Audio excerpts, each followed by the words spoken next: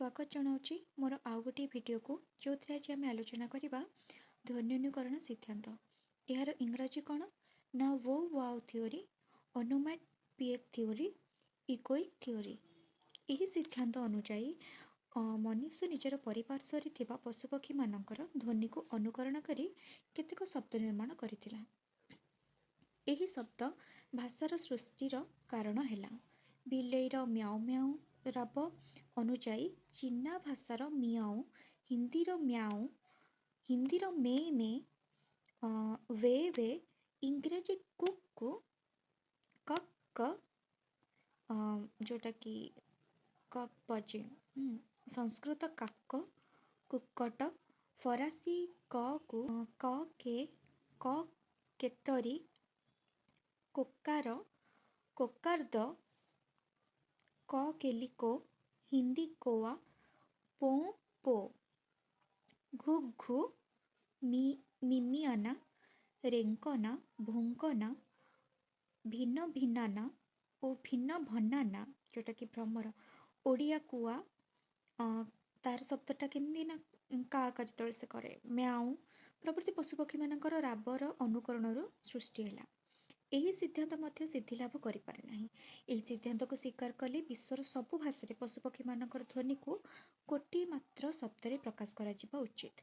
एही ध्वनि अनुकरण जात शब्द मध्य उणा अधिक सामान हेबा उचित, किंतु एपरि देखा जाउ नथबारु एही सिद्धांत एक भ्रमात्मक। एही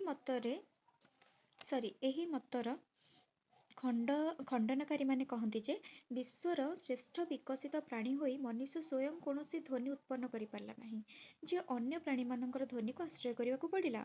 मैक्स मुलर एही सिद्धांत को हसरे उड़ाई देथिले एवं परिहासरे एहाकू वो वाओ थ्योरी बोली कहिथिले। इंग्राजी रे कुकुरर भुक्का को वो वो कहा जाए। इंग्रेजी छुआ माने कुकुर को मध्य वो वो कहिथांती। पापुआर पूर्वोत्तर पार्श्वर कुकुर छुआ को मध्य वो वो कहा जाए। तेणु मैक्स मुलर एही सिद्धांत को कुकुर बा कुकुर गर्जन परि तुच्छ ज्ञान करिसेंते। नेक्स्ट सिद्धांतटा कौन जोटा कि अनुरणन बा अनुकरण मूलक सिद्धांत, इमिटेटिव थ्योरी जोटा को आम कहूँ इंग्राजी रे।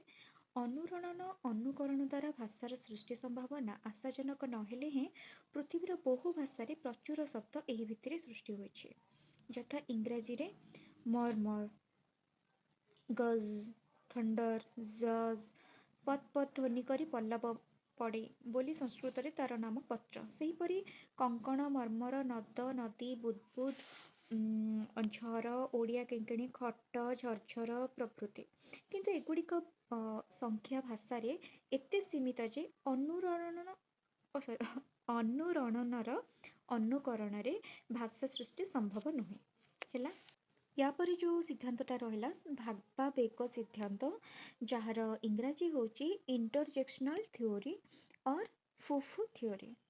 कार्लिफ हेउछंती एही उत्पत्ति सिद्धांतर प्रथम संधानकारी। एही सिद्धांत अनुसार मनुष्य प्रथमे विचार प्रधान हेबा अपेक्षा अधिक थिला भाव प्रधान।